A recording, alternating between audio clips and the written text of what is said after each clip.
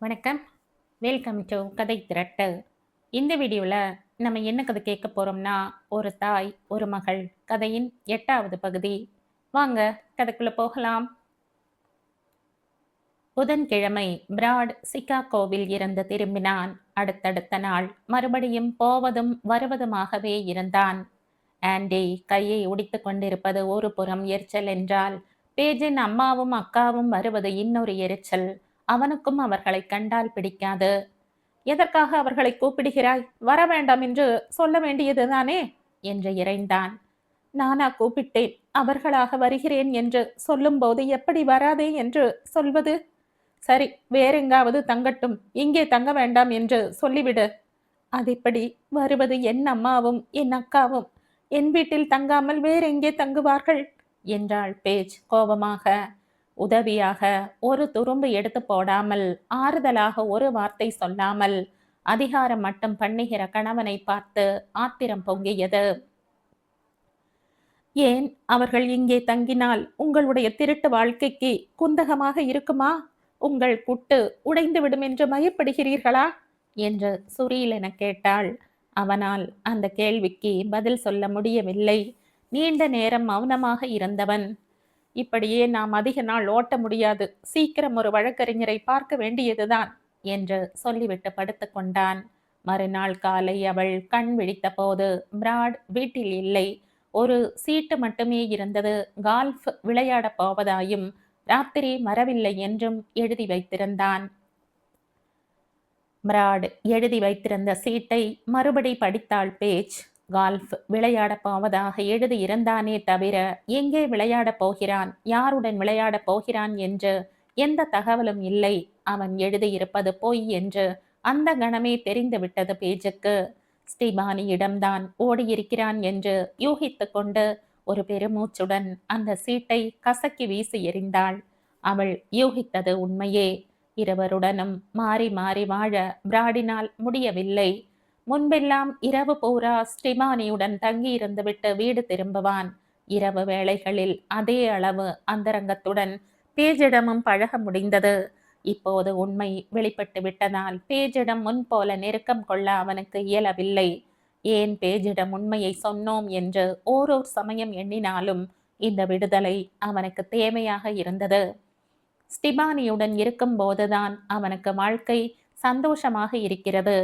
பேஜுக்கு துரோகம் செய்கிறோம் என்கிற உறுத்தலை காட்டிலும் ஸ்டிபானிக்கு துரோகம் செய்யக்கூடாது என்ற எண்ணம்தான் அவன் உள்ளத்தில் மேலோங்கி இருந்தது.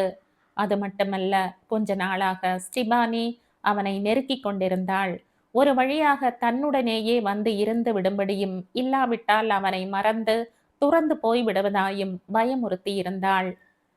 ஒரு வருட காலம் பேஜை விட்டு பிரிந்து போயிருந்து விட்டு திரும்ப வந்து விட்ட இடத்தில் இருந்த வாழ்க்கையை தொடங்கினால் எவ்வளவு நன்றாயிருக்கும் என்று எண்ணிக்கொண்டான் பிராட். ஆனால் வாழ்க்கை என்பது ஃப்ரிட்ஜில் வைக்கிற பொருள் அல்ல, வேண்டும் போது வைத்துவிட்டு வேண்டும் போது எடுத்துக்கொள்வதற்கு. அந்த யதார்த்தம் பிராடுக்கு புரிந்திருந்தது. சீட்டை வீசி எறிந்த பின் ஒரு நிமிடம் பேஜ் யோசனையுடன் நின்றிருந்த சமயம் தாரன்சன் போனில் கூப்பிட்டான்.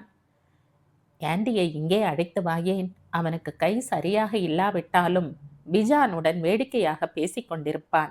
நான் ஆஸ்பத்திரிக்கு போய் க்ளோவுடன் கொஞ்ச நேரம் இருக்கலாம் என்று பார்க்கிறேன். நீயும் கூட ஆஸ்பத்திரிக்குத்தானே வருவாய் என்றான். ஆண்டியும் பிஜானும் வீட்டில் தனியாக இருப்பார்களா? ஒரு வேலைக்காரி வந்திருக்கிறாள், 2 பேரையும் கவனித்துக் கொள்வாள் என்று தாரன்சன் கூறவே ஆண்டியை அழைத்து கொண்டு அங்கே சென்றாள். ஆண்டிக்கு ஏகப்பட்ட சந்தோஷம். அவனுக்கும் பிஜானுக்கும் நெருக்கமான சிநேகம் ஏற்பட்டிருந்தது. காரில் ஆஸ்பத்திரிக்கு போகும்போது, வீட்டில் நிலைமை எப்படி இருக்கிறது என்று தாரன்சன் கேட்டான். பேஜ் சோகமாக புன்னகை செய்து, நானும் பிராடும் அநேகமாய் கடைசி கட்டத்தில் இருக்கிறோம் என்று நினைக்கிறேன். ஆனால் அவசரப்பட்டு முட்டாள்தனமாக ஏதும் செய்துவிட்டு பின்னால் வருத்தப்படக்கூடாது என்று பார்க்கிறேன் என்றாள். நானும் உன்னை அவசரப்படுத்தவில்லை என்றான் அவன். ஆலிசனை பார்க்க சென்றபோது அவள் நிலைமையில் எந்த முன்னேற்றமும் ஏற்பட்டிருப்பதாக தெரியவில்லை. டாக்டர் வந்து 1 மணி நேரம் மசாஜ் செய்துவிட்டு சென்றதாக நர்ஸ் தெரிவித்தாள். சிறிது நேரம் மகளின் அருகில் உட்கார்ந்திருந்த பின்னர் வெளியே வந்தாள். தாரின்சனும் தன் மகளை பார்த்துவிட்டு வந்திருந்தான். க்ளோ அபாய கட்டத்தை முழுக்க தாண்டிவிட்டாள். இன்னும் 2 அறுவை சிகிச்சை செய்ய வேண்டியிருக்கும். அதன் பிறகு நடப்பதற்கு பயிற்சி செய்தால் சரியாகிவிடும் என்றவன், ஆலிசன் எப்படி இருக்கிறாள் என்று கேட்டான். ஒன்றும் புரியவில்லை என்றாள் பேஜ் துயரம் தொண்டையை அடைக்க. பொறுமையாக இரு. உன்னால் முடிந்ததை நீ செய்து கொண்டிருக்கிறாய். டாக்டர்களால் முடிந்ததை டாக்டர்கள் செய்து கொண்டிருக்கிறார்கள். சில வாரங்களுக்கு ஒரு முன்னேற்றமும் இல்லாத மாதிரி இருக்கும். திடீரென்று ஒரு நாள் விழித்துக் கொள்வாள். நினைவு திரும்பிவிடும். பிறகு எல்லாம் ஓகேதான் என்று அவளுக்கு உற்சாகமூட்ட முயன்றான் அவன். ஆனால் பேஜின் துயரம் நீங்கவில்லை. இப்படியே 6 வார காலத்துக்கு மேல் இருந்தால் பிறகு நிரந்தரமான கோமாதான் என்று சொல்கிறார்கள் என்றாள். அதெல்லாம் சும்மா. 6 வாரத்துக்கு பிறகு கூட குணமாவது உண்டு. சின்ன வயது குழந்தைகளுக்கு சீக்கிரமே சரியாகிவிடும். ஆனால் பேஜின் கண்கள் குளமாகவே இருந்தன. என்னென்னவோ நடந்து கொண்டிருக்கிறது. என்னென்னவோ பொறுத்து கொள்ள வேண்டி இருக்கிறது. என்னென்னவோ சமாளிக்க வேண்டி இருக்கிறது. இனி எதையும் தாங்கிக் கொள்ள முடியாது என்று கூட சில சமயம் தோன்றுகிறது. ஆனால் ஒன்று மட்டும் புரிந்தது. டாரன்சன் மட்டும் இல்லை என்றால் என்றைக்கோ பைத்தியம் பிடித்திருக்கும். பிராட் எந்த சமயம் எங்கே இருக்கிறான் என்பது கடவுளுக்குத்தான் வெளிச்சம். என்ன செய்து கொண்டிருக்கிறான் என்பதும் கடவுளுக்கே வெளிச்சம். நடுநடுவே ஆலிசனை பார்க்க வருகிறான். ஆனால் சில நிமிடங்களுக்கு மேல் படுக்கை அருகே நிற்பதில்லை. மாறுதல் இல்லாமல் ஒரே மாதிரியாக ஆலிசன் கிடக்கும் காட்சி. கருவிகள், மானிட்டர்கள், எந்த நிமிஷத்திலும் அவள் இறந்து விடுவாள் என்ற திகில். இதையெல்லாம் எதிர்நோக்க அவளிடம் திராணி இல்லை. எல்லாம் போக என் அம்மாவும் அக்காவும் வேறு நியூயார்க்கில் இருந்து வரப்போகிறார்கள். எவ்வளவோ தடுத்து பார்த்தேன், முடியவில்லை என்றாள். டாரன்சன் மெல்ல சிரித்து, அவர்கள் மீது உனக்கு ஏதோ வெறுப்பு என்று தோன்றுகிறது, ஏன் என்றான். உங்களுக்கு தெரியாது, என் இளம் பிராயம் ஒரு நரகம், சொன்னால் நம்ப மாட்டீர்கள் என்றாள் அவள். அதற்கு மேல் விவரிக்க அவள் இஷ்டப்படவில்லை என்பது தெரிந்ததால் அவனும் துருவவில்லை.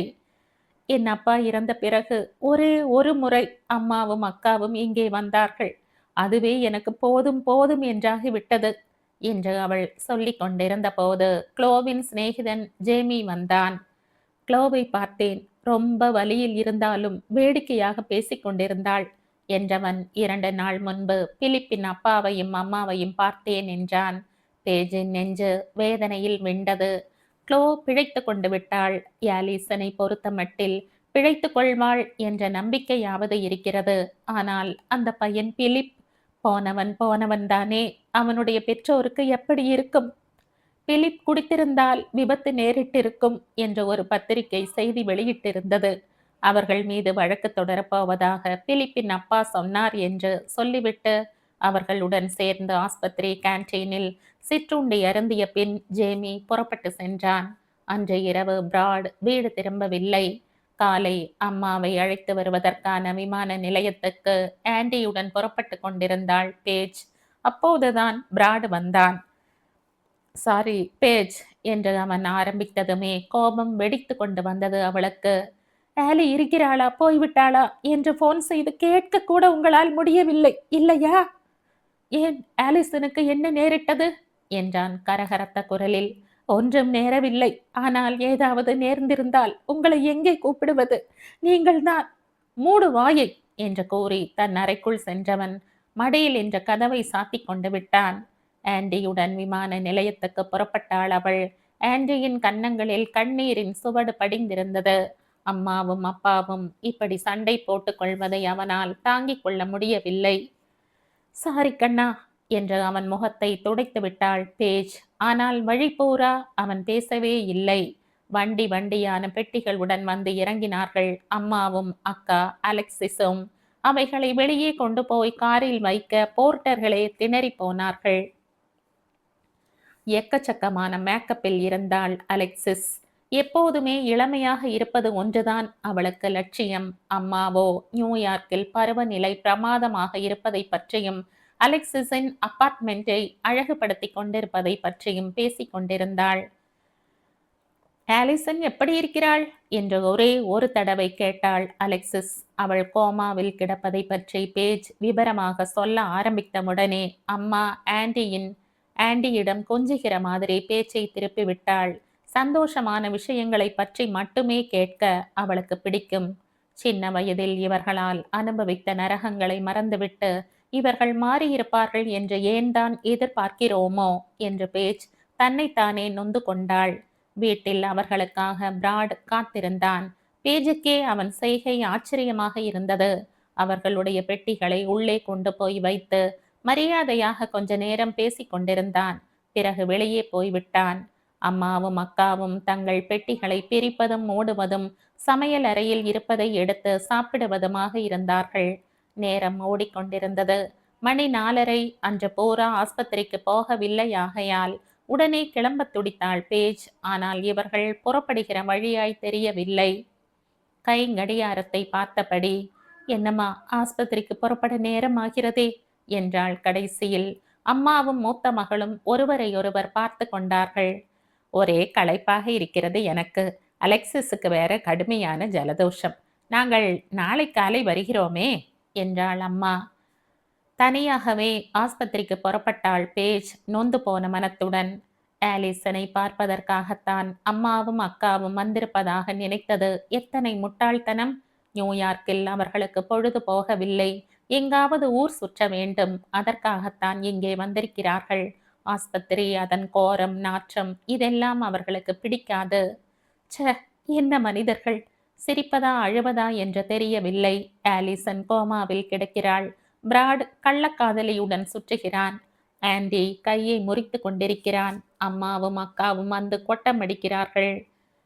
ஆலிசனின் அருகே 1 மணி நேரம் உட்கார்ந்திருந்தாள். வழக்கம் போல பேசினாள்.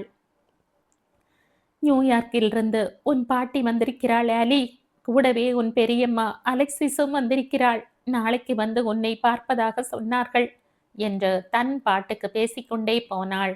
ஆண்ட்ரியின் பள்ளிக்கூட அனுபவங்கள், அவன் சொன்ன விஷயங்கள், இன்னும் தனக்கு தோன்றியதை எல்லாம் ஆலிசனிடம் சொல்லிக் கொண்டிருந்தாள். ஒன்றை மட்டும் சொல்லவில்லை. கணவன் செய்யும் துரோகத்தையும் குடும்பம் 2ஆக பிளந்து கொண்டிருப்பதையும் பற்றி. மகளின் நெற்றியில் மென்மையாக முத்தமிட்டு விட்டு அவளையே பார்த்தபடி 1 நிமிடம் நின்றிருந்து விட்டு வீடு திரும்பிய போது அம்மாவும் அலெக்சிஸும் சளசளவென்று அரட்டை அடித்து கொண்டிருந்தார்கள். ஆலிசன் எப்படி இருக்கிறாள் என்று இருவரும் ஒரு வார்த்தை கூட கேட்கவில்லை. ஆன்டிதான், ஆலி எப்படிம்மா இருக்கிறாள் என்று கேட்டான். அதற்குள் பேஜின் அம்மா குறுக்கிட்டு, எல்லாம் சரியாகி விடும்டா, கவலைப்படாதே, நீ போய் தூங்கு என்று கூறி அவனை அனுப்பிவிட்டாள். விருந்தாளிகளுக்கான அறை இரட்டை கட்டிலுடன் வசதியாக இருந்தது. அங்கேதான் அம்மாவும் அக்காவும் படுத்துக் கொள்வார்கள் என்று பேச்சு எதிர்பார்த்தாள். ஆனால் ஆலிசனின் அறை சும்மாதானே இருக்கிறது, நான் அங்கே படுத்துக் கொள்கிறேன் என்றாள். கேட்பதற்கே கஷ்டமாயிருந்தது பேஜுக்கு. க்ளோவுடன் சாப்பிட போவதாக சொல்லிவிட்டு ஆலிசன் சென்றாளே, அந்த பயங்கர ராத்திரிக்கு பிறகு, அந்த 11:29க்கு பிறகு அவளுடைய அறையில் ஒரு துரும்பை கூட தொடாமல் வைத்திருந்தாள் பேஜ். அந்த இடத்தை புனிதமான கோவிலாக நினைத்திருந்தாள். ஆலிசனின் படுக்கையில் வேறொருவர் படுப்பதா? ஆனால் அவளால் மறுத்து பேச முடியவில்லை. அலெக்சிஸ் அங்கே படுத்துக் கொள்ள போய்விட்டாள். பேஜ் தன் படுக்கை அறைக்கு திரும்பினாள். ஆனால் தூங்க முடியவில்லை. ஆலிசனின் அறையில் இருந்து கேட்கும் ஒவ்வொரு சின்ன அசைவும், அலெக்சிஸ் புரளும்போது ஏற்படும் ஒவ்வொரு ஓசையும் அவள் இதயத்தின் மீது யாரோ ஓடுகிற மாதிரி தடதடத்தது. வேதனை தாழாதவளாக மௌனமாய் கண்ணீர் பெருக்கினாள். கடைசியில் அந்த சத்தங்களை கேட்க சகிக்காமல் தன் அறையின் கதவை சாத்திக் கொண்டாள். வெளியே போயிருந்த பிராட் நள்ளிரவுக்கு மேல் திரும்பினான். அப்போதும் பேஜ் தூங்கவில்லை, விழித்து கொண்டுதான் இருந்தாள். புனிதமாக வைத்திருக்கும் ஆலிசனின் படுக்கையில் அக்கா அலெக்சிஸ் படுத்து புரளுவதை பேஜினால் பொறுத்து கொள்ள முடியவில்லை.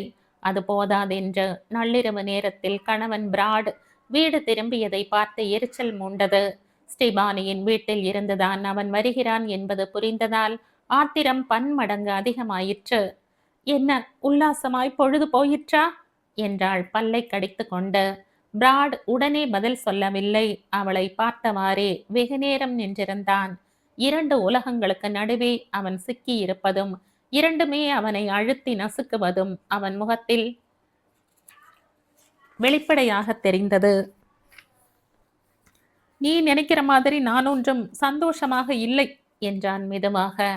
நீயும் எத்தனை வேதனைப்பட்டு கொண்டிருக்கிறாய் என்பது எனக்கு தெரிகிறது என்றபோது பழைய பிராட் மாதிரி அவன் குரலில் ஒரு பாசம் தெரிந்தது.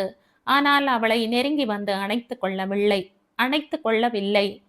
ஒருவேளை உன்னிடம் உண்மையை ஒப்புக்கொள்ளாமல் தொடர்ந்து பொய் சொல்லிக் கொண்டு இருந்திருந்தேனானால் எல்லாம் நல்லபடியாக இருக்குமோ என்னவோ. ஆனால் உனக்கு தெரிந்ததே நல்லதாயிற்று. இப்படியே எத்தனை நாளைக்கு மறைத்து கொண்டிருக்க முடியும் என்றான். பேஜ் சற்று மௌனமாயிருந்தாள்.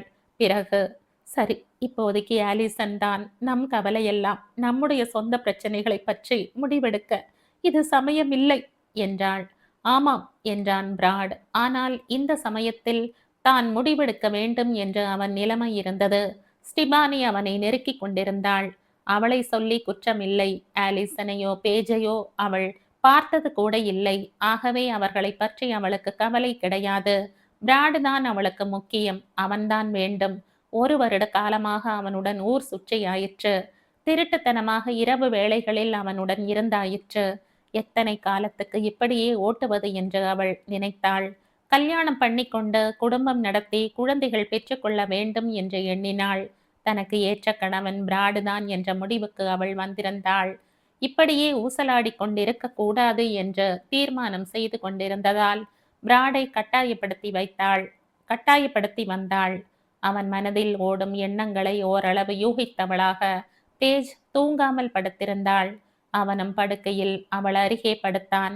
ஆனால் அவளை தொடக்கூட இல்லை. இப்போதெல்லாம் ஸ்டிபானியிடமும் அன்பு காட்டி பேஜிடமும் அன்பு காட்ட அவனால் இயலாமல் போய்விட்டது. விடிகாலை 3 மணிக்கு பிறகே பேஜ் தூங்கியதால் விழிப்பு வந்தபோது காலை 7 ஆகிவிட்டது. அவசர அவசரமாக ஆண்ட்ரியை எழுப்பி அவனுக்கு காலை உணவு தயாரித்தாள். பிராட் ஏதோ வேலை இருக்கிறதென்று எதுவும் சாப்பிடாமலேயே போய்விட்டான். இரவு அவன் வீட்டில் தங்கியதே போதும் என்று பேஜ் எண்ணிக்கொண்டாள். இரவு வராமல் இருந்தால் என்ன ஏது என்று அம்மாவுக்கு விளக்கம் சொல்ல வேண்டி நேர்ந்திருக்கும்.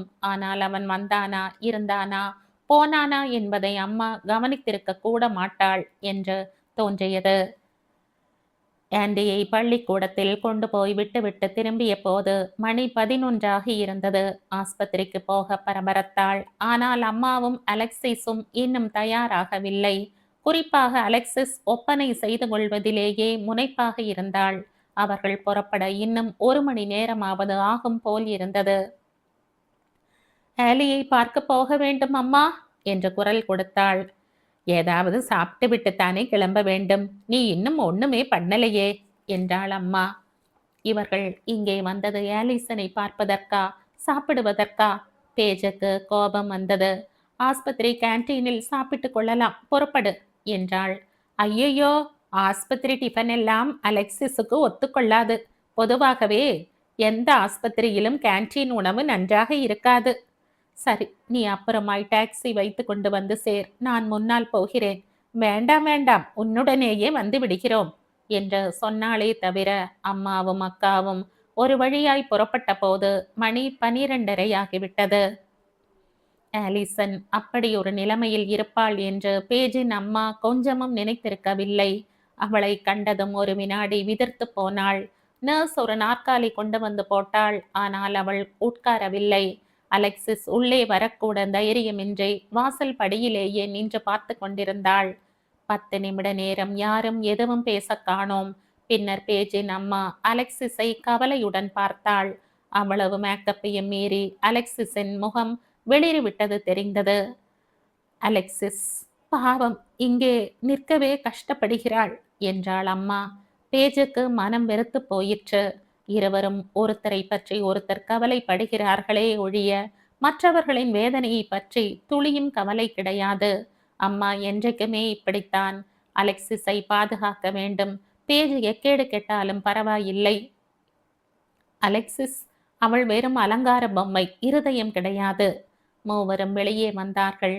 மகளின் இடுப்பை ஆதுரத்துடன் அணைத்து கொண்டாள் அம்மா.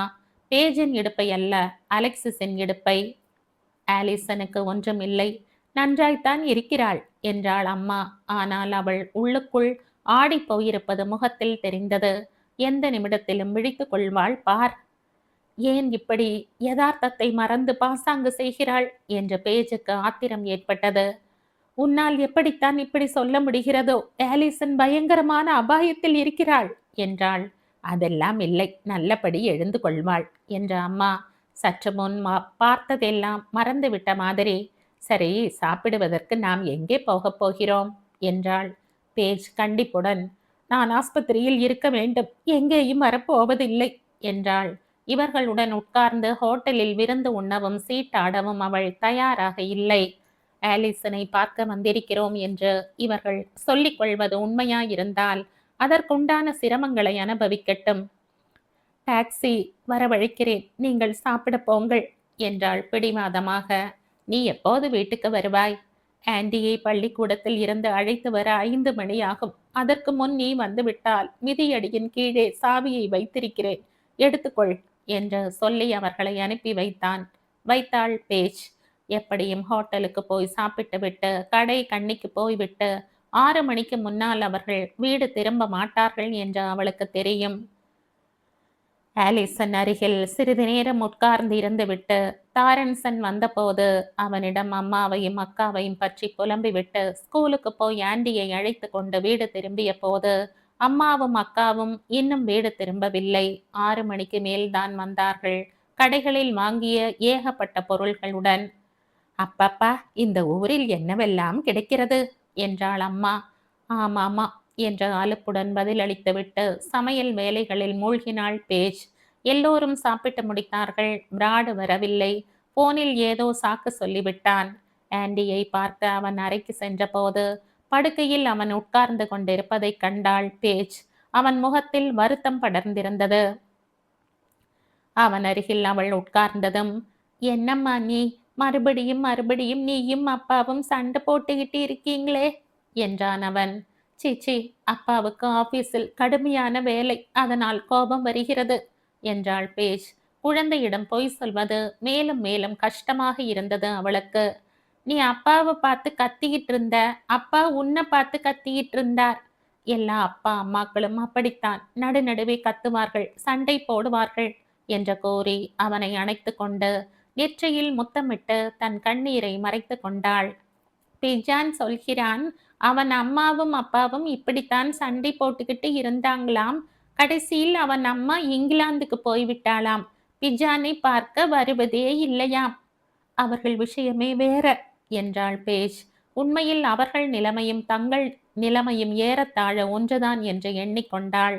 அம்மாவை பார்க்காமல், பிஜான் ரொம்ப ஏங்குகிறானா என்ற பேச்சை மாற்றினாள். இல்ல, அவன் அம்மா அவங்கிட்ட கொஞ்சம் கூட பிரியமா இருக்க மாட்டாளாம். பிஜானுக்கு அவன் அப்பா கிட்டதான் ரொம்ப பிரியம். எனக்கு கூட அவர் பிடிச்சிருக்குமா, ரொம்ப நல்லவரம்மா அவர் என்றவன் திடீரென்று. ஏம்மா, நம்ம அப்பாவும் நம்ம விட்டு விட்டு போய்விடுவாரா என்று கேட்டான். ஒரு வினாடி திக்கு முக்காடி போனாள் பேஜ். அதெல்லாம் போக மாட்டார் என்றாள். குழந்தையிடம் எப்படி அப்பட்டமாக பொய் சொல்கிறோமே என்று அவள் உள்ளம் வேதனைப்பட்டது. அவனை தூங்க செய்துவிட்டு திரும்பிய போது, அம்மா, எனக்கு பெப்பர்மின்ட் டீ போட்டு கொடு, அலெக்சிஸுக்கு ஏதோ ஸ்பெஷல் ட்ரிங்க் வேண்டுமாம், அதுவும் கலந்து கொடு என்றாள். சி, இவர்கள் என்றைக்குமே மாற மாட்டார்கள் என்ற மனதுக்குள் திட்டினாள் பேஜ். முதல் வாரத்தை போலவே அடுத்த வாரமும் ஓடியது. ஆஸ்பத்திரிக்கும் ஆண்டியின் பள்ளிக்கூடத்துக்குமாக மாறி மாறி ஓடிக்கொண்டிருந்தாள் பேஜ். அம்மாவும் அக்காவும் நகை கடைகளுக்கும் அழகு நிலையங்களுக்கும் விஜயம் செய்து கொண்டிருந்தார்கள். பிராட் ராத்திரி வெகு நேரம் கழித்து வீட்டுக்கு வருவதும் விடிகாலை வெளியே புறப்பட்டு விடுவதுமாக இருந்தான். நாம எல்லாரும் ராத்திரி சாப்பாட்டுக்கு வெளியே போய் வரலாமே என்றாள் பேஜின் அம்மா ஒரு நாள். கேட்கவே வெறுப்பாயிருந்தது பேஜுக்கு. எப்படித்தான் சாப்பாட்டை பற்றி பேச இவர்களுக்கு தோன்றுகிறதோ. பிராடிடம் சொன்னபோது, ஏன், அழைத்து போனால் போயிற்று, இந்த தடவை உன் அம்மாவும் அக்காவும் தன்மையாகத்தானே இருக்கிறார்கள் என்றான் அவன். ஓ, அப்படியா, எப்போது கண்டுபிடித்தீர்கள் அதை?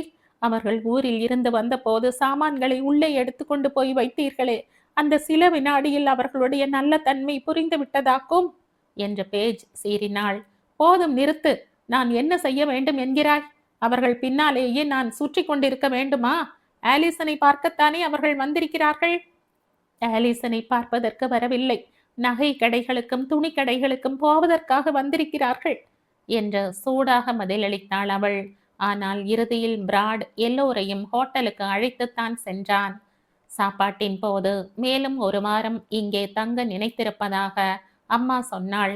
பேஜினால் தாங்க முடியவில்லை. இந்த ஒரு வாரம் அவர்களை கவனித்துக் கொள்வதும் உபச்சாரம் செய்வதும் கேட்டதை வாங்கி கொடுப்பதும் போதும் போதும் என்றாகிவிட்டது. அவர்கள் ஆலிசனை பார்க்க ஆஸ்பத்திரிக்கு வந்தது 3 தடவைதான். அங்கு தங்கின நேரத்தை கூட்டினால் மொத்தம் 15 நிமிடம் கூட இருக்காது. ஆண்ட்ரிக்கும் அவர்களிடம் எந்த ஒட்டுதலும் ஏற்படவில்லை. வேண்டாம், நீ ஊருக்கு புறப்பட்டு விடு என்றாள் உறுதியுடன். சேச்சே, ஆலிசன் இப்படி படுத்திருக்கும் போது உன்னை தனியாய் விட்டு விட்டு போவதாவது என்று அம்மா பதில் அளித்த போது பேஜுக்கு பற்றி கொண்டு வந்தது. வீட்டுக்கு திரும்பிய கொஞ்ச நேரத்துக்கெல்லாம் எனக்கு வேலை இருக்கிறது என்று சொல்லி பிராட் வெளியே புறப்பட்டு விட்டான். ராத்திரி 11 மணிக்கா வேலை என்று பேஜ் சொன்னதை அவன் காதில் வாங்கிக் கொள்ளவில்லை. கிளம்பிவிட்டான். அடுத்த நாள் காலை ஆஸ்பத்திரிக்கு புறப்பட்ட போது அம்மாவையோ அக்காவையோ பேஜ் கூப்பிடவில்லை. அன்று விடுமுறை ஆதலால் ஆண்டி வீட்டில் இருந்தான். அவனை பார்த்து கொள்ளுங்கள் என்று சொன்னதும் அம்மா பதைத்து போனாள். ஐயோ, அவன் பாத்ரூமுக்கு போக வேண்டும் என்று சொன்னால் என்ன செய்யட்டும் என்றாள். ஆண்டிக்கு 7 வயதாகிறது. பாத்ரூமுக்கு போக அவனுக்கு தெரியும். தேவைப்பட்டால் உனக்கு டிஃபன் கூட பண்ணி தருவான் என்ற முகத்தில் அரைந்தாற் போல் சொல்லிவிட்டு புறப்பட்டாள். ஆஸ்பத்திரியில் அவளை பார்த்ததுமே தாரன்சனுக்கு அவளுடைய கஷ்டம் புரிந்து விட்டது. ஏன் உன் அம்மா மீதும் அக்கா மீதும் உனக்கு இத்தனை வெறுப்பு என்று முன்பொரு முறை கேட்டது போலவே இப்போதும் கேட்டான். நாற்றம் எடுத்த பிறவிகள் அவர்கள். என் அருகில் அவர்கள் நின்றாலே எனக்கு குமட்டுகிறது. என் குழந்தைகளின் அருகில் அவர்கள் இருந்தால் அதற்கு மேல் குமட்டுகிறது என்றாள் பேஜ். தொடர்ந்து வெறுப்புடன் சொன்னாள். நியூயார்க்கை விட்டு நான் இங்கே வந்ததற்கு காரணமே அவர்கள்தான். நல்ல வேளையாக நான் அங்கே இருந்தபோது பிராடின் சிநேகிதம் கிடைத்தது. கல்யாணம் செய்து கொண்டு இங்கே வந்து விட்டேன். அங்கே இருந்திருந்தால் சொல்லும் போதே பழைய துன்ப நினைவுகளினால் அவள் கண்களில் நீர் துளித்தது. தாரன்சன் அவளை ஆதரத்துடன் அணைத்து முத்தமிட்டு, அடுத்த வருஷம் இதையெல்லாம் நினைத்து பார்த்து இப்படி கூட நடந்ததா என்று சிரிப்பாய் என்று ஆறுதல் கூறினான். ஆஸ்பத்திரியில் இருந்து அவள் வீடு திரும்பிய போது டெலிபோன் மணி அடித்து கொண்டிருந்தது. எடுத்தாள். கூப்பிட்டது அவளுடைய பழைய சிநேகிதி ஒருத்தி.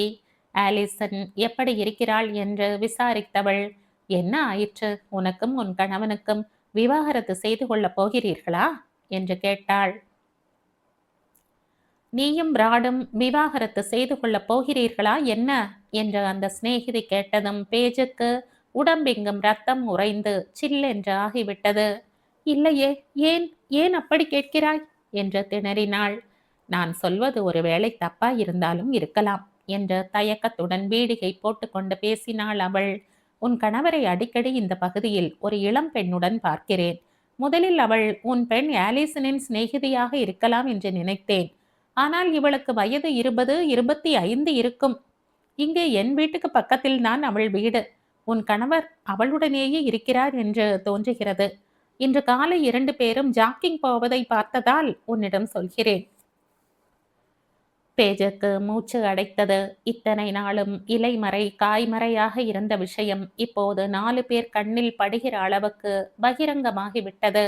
ஆலியின் தோழி என்று நினைத்தாளாம். அவ்வளவு இளம் வயது பெண்ணுடன் எல்லோரும் பார்க்கிற மாதிரி ஜாக்கிங். கடவுளே! அந்த பெண் என் கணவருடன் வேலை பார்க்கிறவள். 2 பேருமாக சேர்ந்து ஒரு ப்ராஜெக்ட் செய்கிறார்கள், அவ்வளவுதான் என்று சமாளிப்பாக பதில் கூறினாள். ஆனால் அந்த பதிலை அவள் சிநேகிதி நம்ப மாட்டாள் என்று பேஜுக்கு தெரியும். விவாகரத்து வரை விஷயம் வந்துவிட்டது என்பதை தெரிந்து கொண்டுதான் அவள் ஆழம் பார்த்திருக்கிறாள். போனை வைத்துவிட்டு ஆண்டியின் அறைக்கு போன போது அவன் ஏதோ விளையாடி கொண்டிருந்தான். ஆனால் அவன் முகத்தை சோகம் கப்பி இருந்ததை கண்டு அவள் நெஞ்சம் பிளந்தது. கடந்த 3 வாரங்களில் வாழ்க்கை எத்தனை சின்ன பின்னமாகிவிட்டது. எல்லோருமே நடுக்கடலில் மூழ்கி கொண்டிருப்பது போல இருக்கிறது. அவன் அருகில் அமர்ந்து, பாட்டி எப்படி இருக்கிறாள் என்று கேட்டாள். பாட்டி, பெரியம்மா 2 பேருக்குமே ஒன்றும் தெரியவில்லை அம்மா என்றான் அவன். நான் தான் டிஃபன் செய்து கொடுத்தேன். பெரியம்மா நகத்தை எல்லாம் ரொம்ப நீளமாக வளர்த்துக்கிட்டு இருக்காள். பாட்டிலை திறக்க கூட முடியலை. நான் தான் திறந்து கொடுத்தேன். பாட்டிக்கு கை கடிகாரத்துக்கு சாவி கொடுக்க தெரியல. மூக்கு கண்ணாடியை எங்க வச்சோம்னு தெரியலையாம், கண்ணே தெரியல என்று சொல்லிக்கொண்டே போன ஆண்டி, அப்பா எங்கம்மா என்று திடீரென கேட்டான். ஆபீஸிலே பிஸியா இருக்கிறார் என்ற வழக்கம் போல பொய் சொன்னாள் பேஜ். இன்றைக்கு ஞாயிற்றுக்கிழமை அம்மா, இன்னைக்கு கூடவா ஆபீஸ்? ஆண்டி ஒரு முட்டாள் அல்ல, சொல்வது எல்லாம் நம்பிவிட. இருந்தாலும் அவனிடம் உண்மையை சொல்ல அவள் விரும்பவில்லை. உன் அப்பா எப்படியோ போகட்டும், உன்னையும் ஆலியையும் நான் கைவிட மாட்டேன் என்று சொல்ல வேண்டும் போல் இருந்தது. கஷ்டப்பட்டு அடக்கி கொண்டாள். அப்பா ராத்திரி சாப்பாட்டுக்கு வருவாராம்மா? தெரியவில்லை என்று கூறி மேலே பேசா வண்ணம் அவனை மடியில் எடுத்து சிறிது நேரம் வைத்து கொண்டாள். பின்னர் சமையல் அறைக்கு சென்று வேலைகளை கவனித்தாள். அவளை ஆச்சரியப்படுத்தும் வண்ணம் பிராட் இரவு சாப்பாட்டுக்கு வந்தான். பேஜின் அம்மாவிடமும் அக்காவிடமும் மரியாதையாக பேசினான். தானும் சில சிற்றுண்டி வகைகளை தோட்டத்தில் செய்வதாக கூறி வாசல்புறம் சென்றான். ஆண்டியும் பின்னாலேயே போனான் அப்பாவுக்கு உதவி செய்ய. தோட்டத்தில் சில நிமிடம் தனியாக இருந்த சமயம் பேஜ் பிராடை பிடித்து கொண்டாள். இன்று காலை ஜாக்கிங் போனீர்கள் போலிருக்கிறது என்றாள். ஒரு நிமிடம் அவளை முறைத்து பார்த்தவன், யார் சொன்னார்கள் என்றான். யார் சொல்லி இருந்தால் என்ன? அவனுக்கு கோபம் மேலிட்டது. உனக்கு சம்பந்தம் இல்லாத விஷயம். ஏன் சம்பந்தம் இல்லாமல்? எனக்கு சம்பந்தம் உண்டு, ஆலிக்கும் சம்பந்தம் உண்டு, ஆண்டிக்கும் சம்பந்தம் உண்டு. எங்கள் வாழ்க்கையை நாசம் பண்ணுகிறீர்கள் நீங்கள். ஆண்டிக்கு ஒன்றுமே தெரியாது என்று நினைத்திருக்கிறீர்கள். அவனுக்கு எல்லாம் தெரியும். அவன் முகத்தை கொஞ்சம் பாருங்கள், உங்களுக்கும் புரியும். ஓஹோ, நீயே அவனுக்கு சொல்லி கொடுத்திருப்பாய். சீ என்று சீறியவன் ஒரு தட்டை விட்டெறிந்துவிட்டு வீட்டுக்குள் திரும்பி சென்றான்.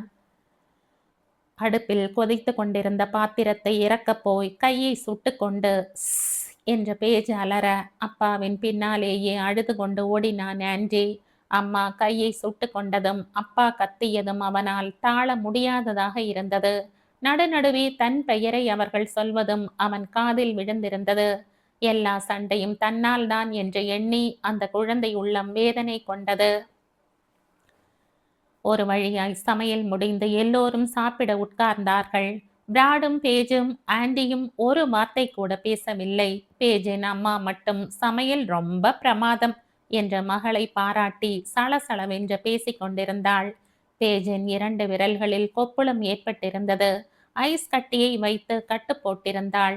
ரொம்ப வலிக்கிறதா அம்மா என்று ஆண்டி கேட்டதற்கு, சேச்ச ஒன்றுமில்லை என்றாள் பேஜ். பிராட் அவளை எதுவும் கேட்கவில்லை.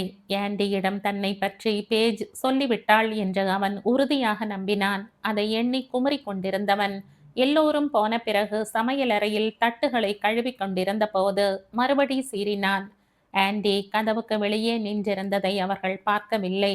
நீதான் ஆண்டியிடம் என்னை பற்றி சொல்லி இருக்கிறாய், உண்டா இல்லையா என்றான் பிராட்.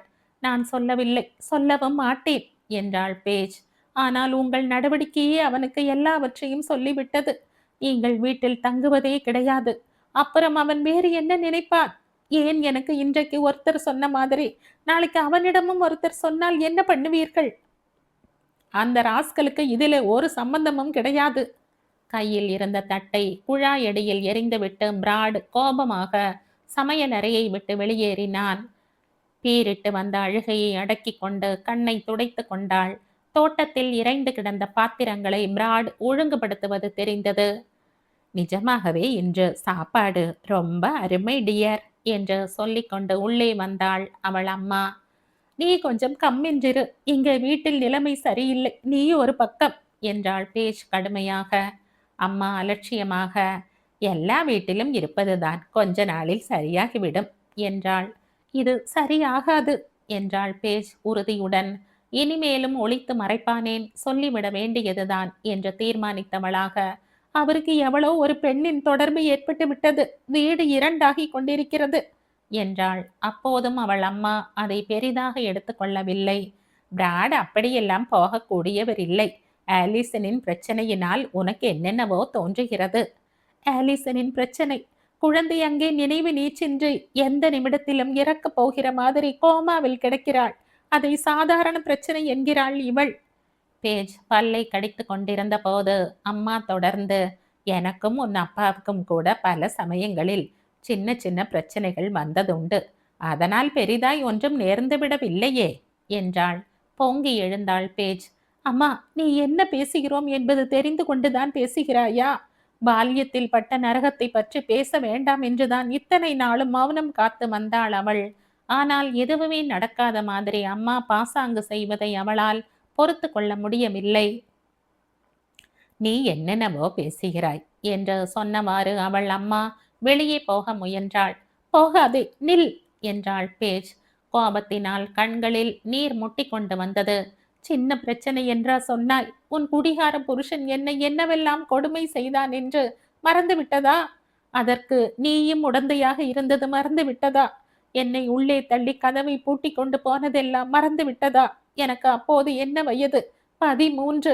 ஆமாம், 13. சப்தத்தை கேட்டு பிராடு உள்ளே வந்தான். நிலைமை ஓரளவு புரிந்தது. சரி சரி, இதெல்லாம் இன்னொரு சமயம் பேசிக்கொள்ளலாம் என்று சமாதானம் கூற முயன்றான். மூடுங்கள் வாயை. நீங்களும் எவ்வளோ ஒரு கேடு கெட்டவளிடம் தினம் தினம் படுத்துவிட்டு வருகிறவர் தானே. அதை பொறுத்து கொண்டு இருக்கிற மாதிரி இவளும் இவள் புருஷனும் அன்று செய்த அக்கிரமங்களை மறக்க சொல்கிறீர்களா என்ற படபடத்த பேஜ் மறுபடியும் அம்மாவின் பக்கம் திரும்பினாள். நீ மட்டுமா? அலெக்சிஸ் மாத்திரம் என்ன? 12 வயதிலேயே கெட்டு போனவள். நான் மாட்டிக்கொண்டதால் தான் தப்பித்தோம் என்று குஷாலாக ஒதுங்கிக் கொண்டாள். என்ன துணிச்சல் இருந்தால் ஒன்றுமே நடக்காத மாதிரி வேஷம் போடுவாய். பேஜின் அம்மா காலோடு தலை உடம்பு ஆட பிரேதம் போல் விரித்து நின்றிருக்க, அக்கா அலெக்சிஸ், எனக்கு குடிக்க ஏதாவது இருக்கிறதா பார் என்று சொன்னவாறு உள்ளே வந்தாள். நியூயார்க்கில் இருக்கும் கணவனுடன் இத்தனை நேரமும் போனில் பேசிக் கொண்டிருந்தாள். ஆகையால் இங்கே நடந்தது எதுவும் அவளுக்கு தெரியாது. இந்தா, எடுத்துக்கொண்டு ஒழி என்று அவளை நோக்கி ஒரு மது புட்டியை எறிந்தாள் பேஜ். அப்பா என்ற பெயரில் ஒரு குடிகாரன் இருந்தானே, அவனுக்கு சர்டிபிகேட் கொடுக்கிறாள் அம்மா. உனக்கு அவதையெல்லாம் நினைவிருக்கிறதா அல்லது நீயும் மறந்து விட்டாயா? எனக்கு 16 வயசு ஆன போது போலீஸை கூப்பிடுவதாக மிரட்டினேன். அப்புறம்தான் அந்த ஆள் அடங்கினான். உனக்கோ அம்மாவுக்கோ போலீஸை கூப்பிட துணிச்சல் இருந்ததா? நான் அந்த நரகத்தில் இருந்து தப்பித்து இங்கே வந்து உயிர் தப்பினேன். அலெக்சிஸுக்கு பேச்சே வரவில்லை. அப்பா ஒரு டாக்டர் என்று ஆரம்பித்தாள். சி, அந்த வார்த்தையை சொல்லாதே. டாக்டர் என்றாலே எனக்கு உடம்பெல்லாம் நடுங்குகிறது. கர்ப்பமாக இருந்த போது கூட எந்த டாக்டர் என்ன செய்வானோ என்று நான் ஆஸ்பத்திரிக்கு போய் பயந்து செத்தது உனக்கு என்ன தெரியும்? 18 வயசானதும் நீ டேவிட்டை கல்யாணம் செய்து கொண்டாய். முகத்துக்கு ஒப்பனை செய்து கொண்டாய். கண்ணுக்கு ஒப்பனை செய்து கொண்டாய். மார்புக்கு ஒப்பனை செய்து கொண்டாய். உடனே ஆளே மாறிவிட்டோம். நாம் பழைய அலெக்சிஸ் இல்லை என்று உன்னை நீயே ஏமாற்றி கொண்டாய். எல்லாவற்றையும் மறந்தாய். என்னால் ஒப்பனையும் செய்து கொள்ள முடியவில்லை. நடந்த கொடுமையெல்லாம் நடக்கவே இல்லை என்று ஏமாற்றி கொள்ளவும் முடியவில்லை. அம்மாவும் அக்காவும் மெல்ல மெல்ல வெளியே நழுவினார்கள். பிராடு மட்டுமே இருந்தான். பேஜின் இளம் பருவத்தை பற்றி அவனுக்கு கொஞ்சம் கொஞ்சம் தெரியும். ஆனால் இவ்வளவு தூரம் தெரியாது. பேஜ், கொஞ்சம் அமைதியாக இரு என்றான். அதற்கு மேல் அவளை நெருங்கவோ ஆறுதல் சொல்லவோ அவனால் முடியவில்லை. பேஜ் வெளியே சென்று தோட்டத்தில் சிறிது நேரம் உட்கார்ந்திருந்தாள். புயல் வீசி அடங்கியதால் இருந்த சுமை எல்லாம் வெளியே கொட்டிவிட்டதால் மனம் லேசாகி இருந்தது. தன்னை கட்டியிருந்த விலங்குகள் அகன்று சுதந்திரமாக இருக்கும் உணர்வு ஏற்பட்டது. ஆஸ்பத்திரிக்கு போய் ஆலிசனை பார்க்க வேண்டும் போல் இருந்தது.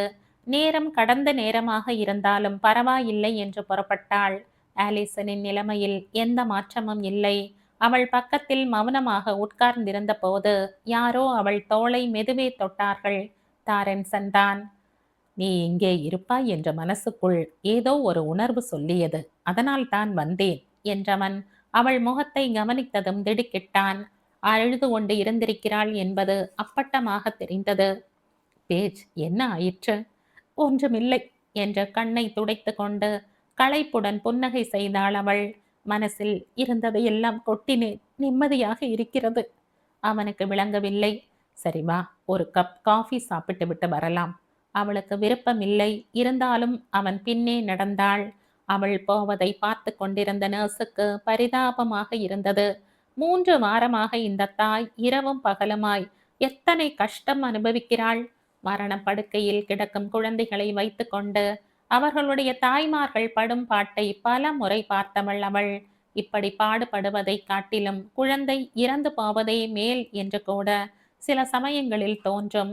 ஆனால் அதை எப்படி தாய்களிடம் சொல்ல முடியும்? வெயிட்டிங் அறையில் காஃபி மெஷினில் இருந்து ஒரு கப் காஃபி எடுத்து வந்து பேஜிடம் கொடுத்தான் தாரன்சன். அவள் மெதுவே உறிஞ்சினாள். என்ன நேர்ந்தது பேஜ்? புதிதாக எதுவும் நேர்ந்து விடவில்லை என்றாள் அவள். அந்த குரலில் தொனித்த சோகத்தை தாரன்சன் புரிந்து கொண்டான். சொல்ல பிடிக்கவில்லை என்றால் சொல்ல வேண்டாம், நான் வற்புறுத்த மாட்டேன். நீண்ட நேரம் அவள் கண்களை மூடிக்கொண்டு உட்கார்ந்திருந்தாள். பிறகு அழுது கொண்டே கொஞ்சம் கொஞ்சமாக தன் இளம் பிராயத்து கொடுமைகளை சொன்னாள். டாரன்சனிடம் எதையும் ஒழிக்க கூடாது என்று தோன்றியதே காரணம். என் தகப்பன் ஒரு கேடுகெட்ட பொறுக்கி, குடிகாரன், பெண்டாட்டியை அடித்து உதைத்தவன். என்னையும் அலெக்சிஸையும் அவன் நடத்திய விதம். அவள் விம்மினாள். அப்படிப்பட்டவனை மகா உத்தமன் என்கிற மாதிரி அம்மா பேசுகிறாள். ஒவ்வொரு தடவையும் இப்படித்தான், எதுவுமே நடக்காத மாதிரி நடிப்பாள். அவன் அவளை அணைத்து கொண்டு தலையை கோதிவிட்டான். நீ அன்றைக்கே உன் அம்மாவையும் அக்காவையும் பற்றி சொன்னபோது ஏதோ கோபத்தில் சொல்கிறாய் என்று நினைத்தேன். இப்போதுதான் புரிகிறது. நல்ல காலமாய் பிராடின் நட்பு கிடைத்தது. இவர்கள் முகத்திலேயே விழிக்க கூடாதென்றுதான் நியூயார்க்குக்கு தலை முழுகிவிட்டு இங்கே வந்தேன் என்று பேஜ் சொல்லிக் கொண்டிருக்கையில் நர்ஸ் வந்து உங்களை போனில் கூப்பிடுகிறார்கள் என்றாள். அம்மாதான் சமாதானத்துக்காக கூப்பிடுகிறாள் என்று பேஜ் நினைத்தாள். ஆனால் கூப்பிட்டது பிராட். பேஜ் என்று தடுமாறினான் அவன். ஆண்டி, என்ன என்ன அவனுக்கு? பதறினாள் பேஜ். இப்போதெல்லாம் கெட்ட செய்தியை தவிர வேறெதுவும் வருவதில்லை என்றாகிவிட்டது. எல்லாமே ஆபத்து, எல்லாமே அபாயம், எல்லாமே விபரீதம். பேஜ், ஆண்டியை காணோம் என்றான் பிராட். ஆண்டியை காணோமா என்று பேஜ் அதிர்ச்சியுடன் கேட்டதுமே விஷயத்தை ஓரளவு யூகித்து கொண்டான் தாரன்சன். சட்டென எழுந்து வந்து அவள் கையை ஆதரவுடன் பிடித்து கொண்டு பதற்றப்படாதே என்பது போல சைகை செய்தான். ஏதோ சீட்டு வைத்திருக்கிறான் என்றீர்களே, என்ன எழுதியிருக்கிறான் அதில் என்று பிராடிடம் பேஜ் பதைத்தாள். ஒன்றுமே புரியவில்லை என்றான் அவன். நாம் சண்டை போட்டு கொண்டிருப்பதெல்லாம் அவனால் தானாம். அவன் மீது நாம் கோபமாக இருக்கிறோமாம். நாம் சந்தோஷமாக இருக்க வேண்டும் என்பதுதான் அவன் ஆசையாம். குழந்தைத்தனமாக என்னவோ எழுதியிருக்கிறான் என்றபோது அவன் குரல் கரகரத்தது. நான் போலீஸுக்கு தகவல் கொடுத்திருக்கிறேன். நீ சீக்கிரம் வீட்டுக்கு வா. நாம் சண்டை போட்டதை அவன் பார்த்து விட்டான் போலிருக்கிறது. கடவுளே, அவன் எங்கே இருப்பான் என்று உனக்கு ஏதாவது தோன்றுகிறதா? எனக்கு எதுவும் புரியவில்லையே என்றாள் பேஜ். திகிலும் கலவரமும் அவள் நெஞ்சை அழுத்தின. எல்லா இடத்திலும் நன்றாய் பார்த்து விட்டீர்களா? தோட்டத்தில் எங்காவது ஒளிந்து கொண்டிருக்கிறானோ என்னவோ? என் அம்மாவிடம் சொன்னீர்களா? சொன்னேன். யாராவது சிநேகிதன் வீட்டுக்கு போயிருப்பான் என்கிறாள். ராத்திரி 10 மணியாகிறது. சின்ன பையன் அப்படி போவானா என்ன? அம்மா அப்படித்தான் சொல்வாள். நான் இதோ வருகிறேன் என்றவள் தாரன்சனிடம் சுருக்கமாக விபரம் சொன்னாள். கண்ணீர் முட்டி கொண்டு வந்தது. என்ன விபரீதமோ, பயமா இருக்கிறது. சின்ன பையன்களை கடத்தி கொண்டு போகிறார்கள் என்று தினம் தினம் பேப்பரில் செய்தி வருகிறது. சேச்ச, அப்படி எதுவும் இருக்காது. கொஞ்ச நேரத்தில் போலீசார் கண்டுபிடித்து விடுவார்கள் பார். நானும் உன் கூட வரட்டுமா? வேண்டாம் என்றவளை அவளுடைய கார் வரையில் ஆறுதலாய் அழைத்து போய் வழி அனுப்பினான். தைரியமாய் இரு பேஜ், ஒன்றும் நேராது என்று கூறி விடை கொடுத்தான். அவள் வீட்டை அடைந்த போது போலீஸ் பட்டாளம் வந்து எல்லா விவரங்களையும் பிராடிடம் குறித்து கொண்டிருந்தது. ஆண்டியின் உடை என்ன, சிநேகிதர்கள் யார் யார், பள்ளிக்கூடத்தில் இருந்து வந்ததும் என்ன செய்தான் என்ற தகவல்களை திரட்டி கொண்டார்கள். ஆண்டியின் 2 புகைப்படங்களை அவர்களிடம் தந்தாள் பேஜ். டார்ச் விளக்குகள் ஒளி வெள்ளம் பாய்ச்ச போலீசார் எல்லா இடத்தையும் தேடினார்கள். இவ்வளவு சந்தடிகளுக்கும் இடையே பேஜின் அம்மாவும் அக்காவும் அவர்கள் அறையில் படுத்திருந்தார்கள். எழுந்து வந்து என்ன விஷயம் என்று கேட்கவில்லை. கசப்பான எதையும் எதிர்நோக்கும் தைரியம் கிடையாது அவர்களுக்கு. ஒளிந்து கொள்வதுதான் வழக்கம். போலீசார் புறப்பட்டு சென்று பல இடங்களில் விசாரித்துவிட்டு பேஜின் வீட்டுக்கே திரும்பி வந்தார்கள். ஆண்டி இன்னும் வரவில்லை என்பதை அறிந்து மறுபடியும் அவர்கள் புறப்பட்டு சென்ற சற்றைக்கெல்லாம் டெலிபோன் மணி அடித்தது. கூப்பிட்டவன் தாரன்சன் தான். பேஜ், ஆண்டி இங்கே இருக்கிறான் என்றான் அவன் நிதானமான குரலில். பிஜான் அவனை தன் படுக்கையறையில் வைத்து கொண்டிருந்தான். பிஜானை கண்டித்தேன். ஆண்டி தான் தானாகவே இங்கே வந்தான். அவனுக்கு அவன் வீட்டில் இருக்க பிடிக்கவில்லையாம். மனசுக்கு கஷ்டமாக இருக்கிறது என்கிறான். சரி இரு என்று என்றான். கேட்க கேட்க பேஜின் கண்களில் மளமளவென்று கண்ணீர் கொட்டியது. பிராடை நோக்கி, தாரன்சன் வீட்டில் இருக்கிறானாம் குழந்தை என்றான். தாரன்சன் வீட்டிலா? அங்கே அவனுக்கு என்ன வேலை என்று பிராட் திகைத்தான். ஆலிசனும் க்ளோவும் சிநேகிதிகள். ஆனால் ஆண்டியின் வயதுக்கொத்த தோழன் யாரும் அங்கே கிடையாதே என்று ஆச்சரியமாக இருந்தது அவனுக்கு. பிஜானும் அவனும் சிநேகிதர்கள். ஆண்டிக்கு இங்கே இருப்பதற்கு வருத்தமாய் இருக்கிறது என்று சொல்கிறானா என்று அவனுக்கு விளக்கிய பேஜ். சரி, நான் அங்கே வந்து ஆண்டியை அழைத்துக் கொள்கிறேன் என்றாள் தாரன்சனிடம். மறுமுனையில் தாரன்சன் பெருமூச்சு விட்டான் சங்கடத்துடன். வீட்டுக்கு போக பிடிக்கவில்லை என்கிறானே இவன். திகைத்தாள் அவள். ஏனாம்? நீயும் உன் கணவரும் அவனை பற்றி சண்டை போட்டு கொண்டீர்களாமே. அப்பா என் மீது ரொம்ப கோபமாக இருக்கிறார் என்கிறான். அவர் கோபமாக இருப்பது ஆண்டி மீது அல்ல, என் மீது. அவனிடம் நான் ஏதோ சொல்லிக் கொடுத்து விட்டேன் என்று இவர் என் மேலேதான் கோபமாக இருக்கிறார். அது மட்டுமில்லை, ஆலிசன் இறந்து போய்விட்டாள் என்பதை மறைத்து நீங்கள் எல்லோரும் அவனிடம் பொய் சொல்லிக் கொண்டிருக்கிறீர்கள் என்று அவன் நினைக்கிறான். அவனை ஆஸ்பத்திரிக்கு அழைத்து போகாமலே இருந்தது தப்பு என்றாள் பேஜ். சரி, நாங்கள் அங்கே வருகிறோம். இப்போது அவனும் பிஜானும் சாக்லேட் ட்ரிங்க் குடித்து கொண்டிருக்கிறார்கள். சாப்பிட்டு முடிக்கட்டும். நானும் பிஜானும் அவனை அங்கே அழைத்து வருகிறோம். தேங்க்ஸ் என்று சொல்லிவிட்டு நடந்ததை பிராடிடம் சொன்னாள். அவன் முகத்தில் சுரத்தே இல்லை. அவனிடம் ஏதாவது சொல்ல வேண்டியதுதான் என்றான். அவனிடம் சொல்வது இருக்கட்டும், உண்மை நிலைமையை நாமே ஒப்புக்கொள்ள வேண்டும் என்ற பேஜ் போலீஸ் ஸ்டேஷனை கூப்பிட்டு ஆண்டி ஒரு சிநேகிதன் வீட்டில் இருக்கிறான் என்று தெரிவித்தாள். அரை மணி நேரத்தில் ஆண்டியை அழைத்து கொண்டு தாரன்சனும் பிஜானும் வந்து சேர்ந்தார்கள். பயத்தினாலும் வருத்தத்தினாலும் ஆண்டியின் முகம் வெளிரி இருந்தது. அவனை கண்டவுடன் கட்டி அணைத்து கொண்டு கதறிவிட்டாள் பேஜ். பிராடுக்கும் கண் கலங்கியது. இன்னொரு தரம் இப்படி செய்யாதேடா கண்ணா, செய்யவே செய்யாதே. உனக்கு ஏதாவது ஆகியிருந்தால் எனக்கு உயிரே போயிருக்கும் என்றாள் பேஜ். நீயும் அப்பாவும் தான் என் மேல கோபமா இருக்கீங்களே என்றான் ஆண்டி. சீச்சி, எனக்கு முன் மீது கோபம் கிடையாது, அப்பாவுக்கும் முன் மீது கோபம் கிடையாது. அத்தோடு ஆலிசனுக்கும் ஒன்றுமாகவில்லை, நிறைய காயம். அதனால் ஆஸ்பத்திரியில் படுத்திருக்கிறாள். நாளைக்கு உன்னை அவளிடம் அழைத்து போகிறேன், சரிதானா? அதை கேட்டதும் ஆண்டியின் முகத்தில் தான் எத்தனை மலர்ச்சி. நிஜமாய் என்றான். நிஜமாய் என்று உறுதி அளித்தாள் பேஜ். பாவம், ஆலிசன் எப்படிப்பட்ட நிலைமையில் இருக்கிறாள் என்பது இவனுக்கு தெரியாது. அவள் பேச மாட்டாள் என்று தெரியாது. அவனுடைய அன்புக்குரிய பழைய அக்காவாக அவள் இருக்கப் போவதில்லை. இருந்தாலும் இவனும் யதார்த்தத்தை தெரிந்து கொள்வது நல்லதுதான் என்று எண்ணிக்கொண்டாள். அவளும் பிஜானுமாக ஆண்ட்ரியை அவனுடைய படுக்கை அறையில் கொண்டு போய் படுக்க வைத்தார்கள். பிஜான் வெளியே போனதும் ஆண்ட்ரியை பாசத்துடன் முத்தமிட்டு குட் நைட், தூங்கு என்றாள் பேஜ். ஏம்மா, அப்பா வீட்டை விட்டு போய்விட போகிறாரா என்று கேட்டான் ஆண்ட்ரி. தெரியாதடா கண்ணா என்றாள் அவள். உண்மையிலேயே அவனிடம் என்ன பேசுவதென்று அவளுக்கு தெரியவில்லை. எனக்கு நிச்சயமாய் தெரிந்ததும் கட்டாயம் உன்னிடம் சொல்கிறேன். ஆனால் ஒன்று, என்ன நேர்ந்தாலும் சரி, நீ அதை பற்றி கவலைப்படக்கூடாது, புரிகிறதா? உன் மேலே யாருக்கும் கோபம் இல்லை. இது எனக்கும் அப்பாவுக்கும் மட்டும் உள்ள விவகாரம். விபத்து மாதிரி ஏதோ நேர்ந்து விட்டது. ஆலிசனுக்கு ஏற்பட்ட மாதிரியா அம்மா?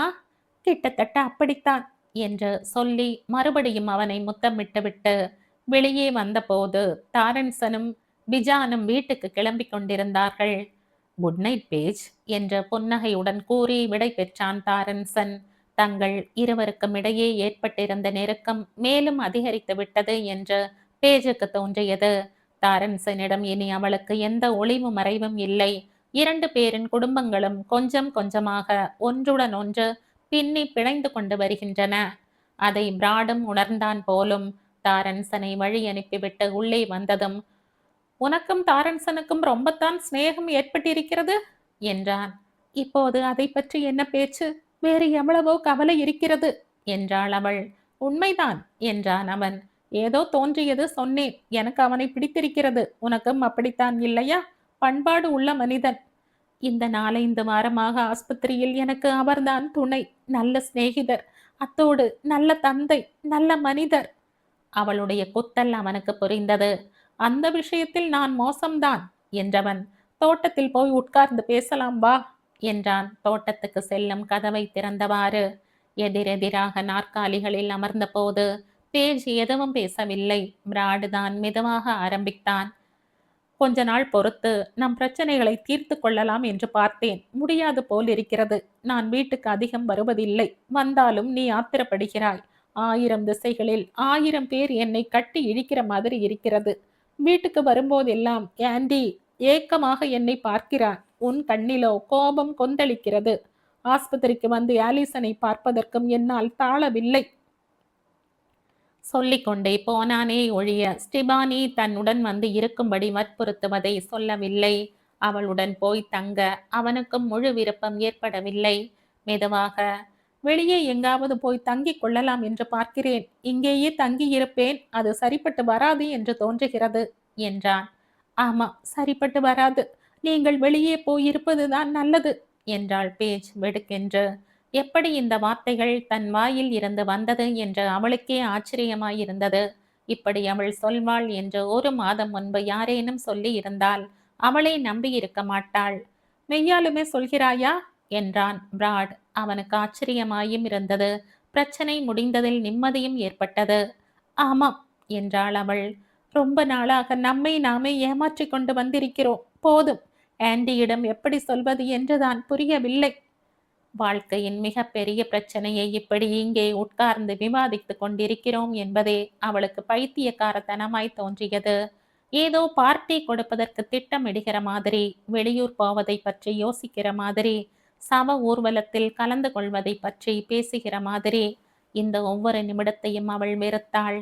ஆனால் முடிவெடுக்க வேண்டிய தருணம் இதுதான் என்பது புலப்பட்டது. ஆண்டியிடம் உண்மையை சொல்லி விடுவதே மேல். மடையன் மாதிரி நான் சிக்கலில் மாட்டிக்கொண்டிருக்கிறேன் என்பதை சொல்லிவிட்டு பிறகு புறப்படுகிறேன் என்றான் அவன். மடையன் மாதிரி என்று அவன் தன்னை வர்ணித்து கொண்டதை கேட்டு அவளுக்கு சிரிப்பு வந்தது. இன்னும் கூட அவன் மீது அவளுக்கு காதல் இருந்தது. ஏதாவது ஒரு வகையில் காலத்தை திருப்பி வைக்க முடிந்தால் என்று எண்ணிக்கொண்டாள். அது நடவாத காரியம் என்பதையும் உணர்ந்தாள். சரி, எனக்கு 1 வாரம் அவகாசம் கொடு. நான் நாளை நியூயார்க்குக்கு போகிறேன். வியாழக்கிழமை திரும்பி வருவேன். இந்த வார கடைசியில் நாம் எல்லாவற்றையும் முடிவு பண்ணலாம். உன் அம்மா இன்னும் எத்தனை நாள் இங்கே இருக்கப் போகிறாள் என்றான் அவன். மாமியார் இங்கே இருக்கும்போது பேஜின் உறவை முறித்து கொண்டு வீட்டை விட்டு வெளியேறுவது அவனுக்கு என்னவோ போல் இருந்தது. நாளை காலையில் அவர்களை கிளம்ப சொல்ல போகிறேன் என்றாள் பேஜ் உறுதியான குரலில். அவர்கள் இங்கே இருப்பது எனக்கும் நல்லதில்லை, ஆண்டிக்கும் நல்லதில்லை. உன் இஷ்டம் என்று கூறிவிட்டு எழுந்து மெல்ல நடந்தபடி பேசினான் பிராட். நான் போன பிறகு நீ நிம்மதியாக இருப்பாய். உன் வாழ்க்கையை நீயே பார்த்து கொள்ள முடியும். ஆனால் ஒன்று, ஆலி மூளையும் உடம்பும் சேதமடைந்தவளாக வீடு திரும்பினால் ஆயுள் பூராவுக்கு முன்னால் அவளை பார்த்து கொண்டிருக்க முடியுமா? நிரந்தரமாக கோமாவில் கிடக்கும் பெண்ணை யார் துணையும் இல்லாமல் ஒண்டியாய் வருடக்கணக்காக கவனித்து கொண்டு உட்கார்ந்திருக்க உன்னால் முடியுமா? நினைக்கவே பயங்கரமாக இருக்கிறது எனக்கு. ஒரு நெடுமூச்சுடன் பிராட் போய்விட்டான். தலையை உயர்த்தி ஆகாயத்தையும் நட்சத்திரங்களையும் பார்த்த வண்ணம் வெகு நேரம் உட்கார்ந்திருந்தாள் பேஜ். அடுத்த நாள் காலை அமைதியாக அம்மாவுக்கும் அக்காவுக்கும் சிற்றுண்டி தயாரித்து அவர்கள் எழுந்து வந்ததும் மௌனமாக பரிமாறினாள். முந்தின தினம் நடந்த சண்டையை பற்றி எந்த பேச்சும் எடுக்கவில்லை. எந்த சமாதானமும் சொல்லவில்லை. அவளுடைய நடவடிக்கைகளில் ஒரு கடுகடுப்பு இருப்பது அவர்களுக்கு தெரிந்தது. சாயந்தரம் 4 மணி ஃப்ளைட்டுக்கு உங்கள் 2 பேருக்கும் டிக்கெட் ஏற்பாடு செய்துவிட்டேன். ஏர்போர்ட் போக டாக்ஸிக்கு சொல்லி வைத்திருக்கிறேன். நீங்கள் 1 வாரம் தங்கியதே போதும். என்னால் இதற்கு மேல் முடியாது என்றாள் பேஜ் சுருக்கமாக. அம்மா எதிர்த்து பேசவில்லை. அவர்கள் புறப்பட்டு போகிற வரையில் வீட்டிலேயே இருந்தாள் பேஜ். போனதும் படுக்கையறை துணிகளை வாஷிங் மிஷினில் போட்டாள். அறைகளை கழுவி வாக்குவம் கிளீனரை கொண்டு சுத்தம் செய்தாள். ஆலிசனின் அறையையும் ஒழுங்குபடுத்தினாள். வீடு மொத்தமும் தூய்மையாகிவிட்ட மாதிரி இருந்தது. அது மட்டுமல்ல, தனக்குத்தானே எஜமானியாகிவிட்டது போல ஒரு தெம்பும் உண்டாயிற்று. சாயந்தரம் 4 மணிக்கு ஆண்டியின் பள்ளிக்கூடத்துக்கு சென்றபோது பேஜின் மனதில் அசாதாரண அமைதி ஏற்பட்டிருந்தது. எல்லா தடைகளும் நொறுங்கி சுதந்திரமாக இருக்கிறோம் என்ற தெம்பு உண்டாகி இருந்தது. ஆண்டிக்கு வாக்களித்திருந்தபடி அவனை ஆஸ்பத்திரிக்கு அழைத்து போனாள். வழியில கொஞ்சம் நிறுத்துமா, ஆலிக்கு ரோஜாப்பூ வாங்கிட்டு போகலாம் என்றான் அவன். ஆலி தீவிர சிகிச்சை பிரிவில் இருக்கிறாள். அங்கே பூவெல்லாம் கொண்டு போகக்கூடாது. ரோஜாப்பூ வாங்கிக்கொள், குளோவிடம் வேண்டுமானால் கொடுக்கலாம் என்றாள் பேஜ். சரிம்மா என்றவன் ஒரு கொத்து ரோஜா மலர்கள் வாங்கி கொண்டான். அக்காவை பார்க்க போகிறோம் என்ற நினைப்பில் அவன் பரபரப்பும் ஆனந்தமுமாக இருந்தான். வழி பூரா ஆலிசனை பற்றியே பேசிக் கொண்டிருந்தான். முன்கூட்டியே அவனுக்கு ஆலிசனின் நிலைமையை தெரிவித்து வைப்பது நல்லது என்று பேச்சு எண்ணினாள். ஆனால் அவள் கொஞ்சம் சொன்னதுமே, தெரியும் அம்மா, நீதான் சொன்னையே, நல்லா தூங்குற மாதிரி இருப்பாள்னு என்றான். இல்லை, ரொம்ப மோசமாய் இருப்பாள். தலையில பெரிய கட்டு, கையும் காலும் குச்சி குச்சியாக மெலிந்திருக்கு. மூச்சு விடுவதற்காக தொண்டையில் டியூப் செருகி இருக்கிறார்கள். அந்த டியூபை ஒரு பெரிய மெஷினோடு இணைத்து வைத்திருக்கிறார்கள். அந்த மாதிரி நீ பார்த்தே இருக்க மாட்டாய். பயப்படாமல் இருக்கணும். என்ன, நீ அவளுடன் பேசலாம், ஆனால் அவள் பதில் சொல்ல மாட்டாள். புரிகிறதா? அவ்வளவு சொல்லி இருந்தும் ஆலிசனை பார்த்தபோது ஆண்டி பயத்தில் வாய் அடைத்து நின்று விட்டான். அவன் எதிர்பார்க்காத காட்சி அது. அன்றைக்கென்று பார்த்து ஆலிசனின் தலைக்கட்டை புதிதாக மாற்றியிருந்தார்கள். வழக்கத்தை காட்டிலும் பெரியதாயும் பயங்கர வெள்ளையாகவும் இருந்தது. ஆண்டி மெதுவே ஆலிசனை நெருங்கி பையில் வைத்திருந்த ஒரே ஒரு சின்ன பூவை எடுத்து அவள் தலைமாட்டில் வைத்தான். ஆலி என்பதற்கு மேல் எதுவும் சொல்ல முடியாமல் நீண்ட நேரம் வெறித்து பார்த்தபடி நின்றான்.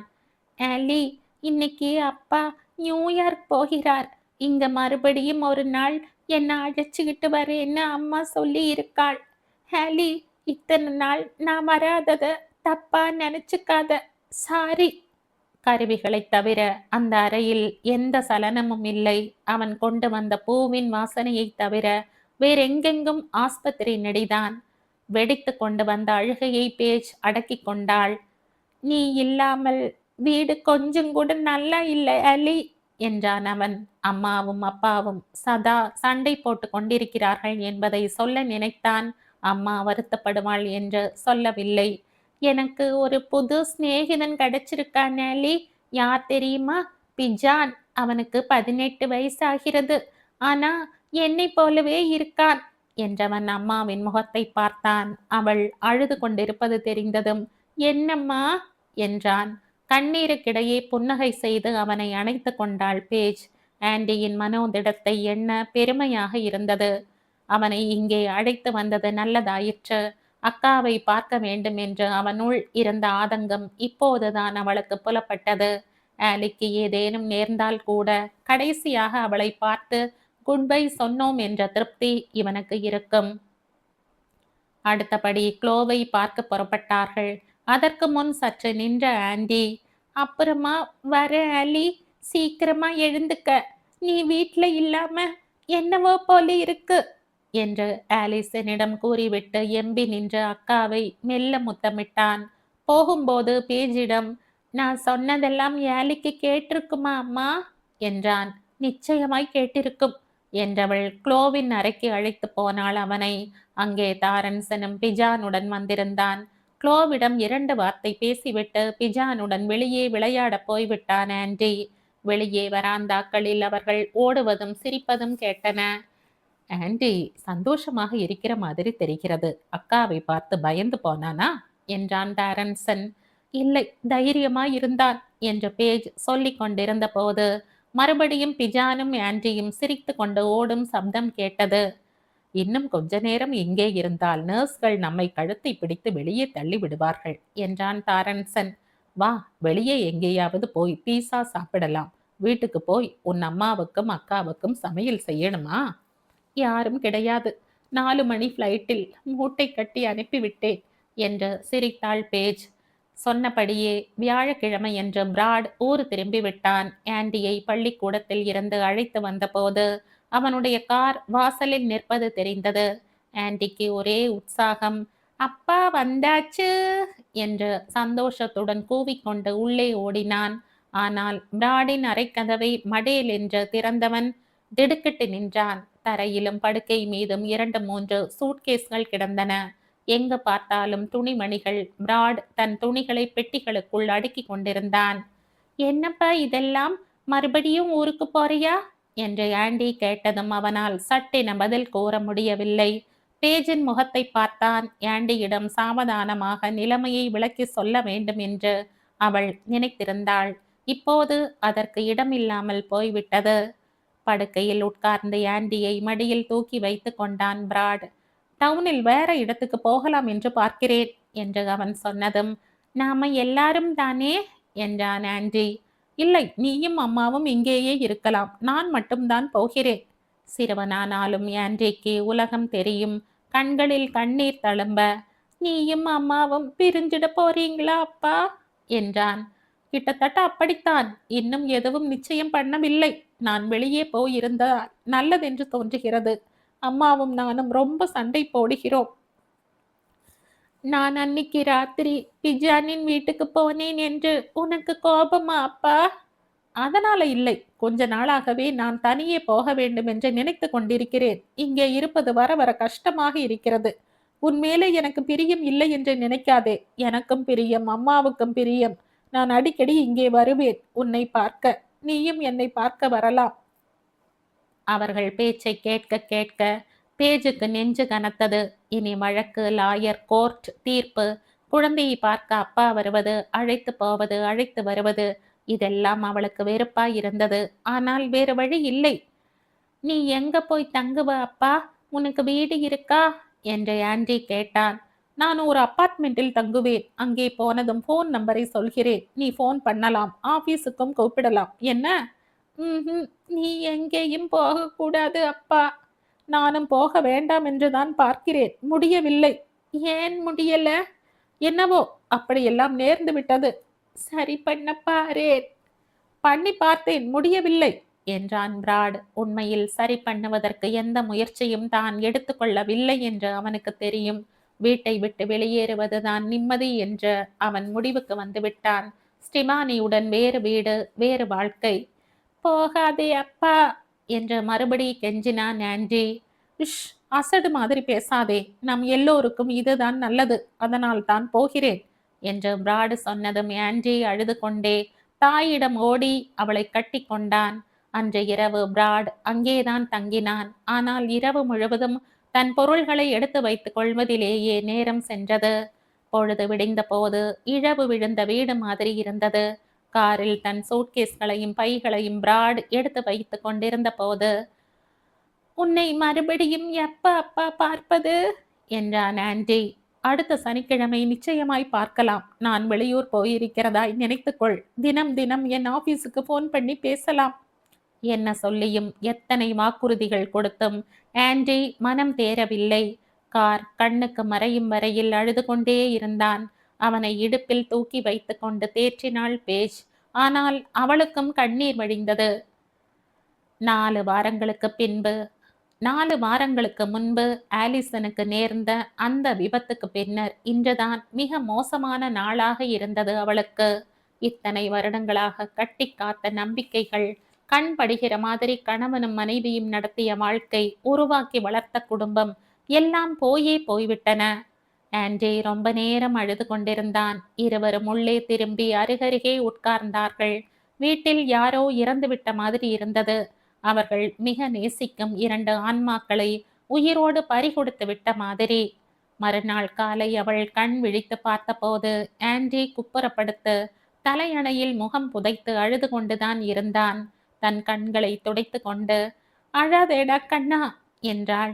ஆண்டி புரண்டு படுத்து அவளை நேருக்கு நேராக பார்த்தான். அப்பாவ வீட்டை விட்டு போகணும் என்று நீதான் சொன்னியம்மா? இல்லடா ராஜா, அவர் போகும்படி ஆகிவிட்டது. நிலைமை ரொம்ப மோசம். என்ன மோசம்? எதுக்காக நீயும் அப்பாவும் சண்டை போட்டீங்க? எனக்கும் தெரியவில்லை, ஏதோ போட்டோம் என்றாள் அவள். எப்படி விளக்குவது என்று தெரியவில்லை. அவளுக்கே இன்னும் சரியாய் விளங்காத போது 7 வயது குழந்தைக்கு எப்படி புரிய வைக்க முடியும்? பிற்பகல் டாரன்சன் போன் செய்தான். நடந்ததை சொன்னாள் பேஜ். ஆண்டியுடன் இங்கே சாப்பிடவா, மனசுக்கு மாறுதலா இருக்கும் என்று கூப்பிட்டான். அவள் சம்மதித்தாலும் ஆண்டி முதலில் ஒப்புக்கொள்ளவில்லை. பிஜானுடன் விளையாடிக் கொண்டிருக்கலாம் என்று அவள் சொன்ன பிறகே ஒப்புக்கொண்டான். அங்கே போனதுமே சிநேகிதனின் முகம் வாடியிருப்பதை பிஜான் கண்டு கொண்டான். இருவரும் வெளியே போய் பேசிக் கொண்டிருந்த சமயம் ஆண்டி எப்படி எடுத்துக்கொண்டான் என்று தாரன்சன் விசாரித்தான். நான் நினைத்திருந்ததை விட மோசம். நிஜமாகவே பிரிந்து போவது என்ற கட்டம் வந்ததும் எனக்கும் சகிக்கவில்லை. புரிகிறது என்றான் தாரன்சன். அவனும் அவன் மனைவி டானாவும் பிரிந்தபோது வீடு எப்படி இருந்தது என்பது அவனுக்கு நினைவுக்கு வந்தது. கடவுளே, எவ்வளவு வேதனை உனக்கும் ஆன்டிக்கும் என்று பெருமூச்சு விட்டான். இந்த கதையின் தொடர்ச்சியை அடுத்த பதிவில் கேட்கலாம்.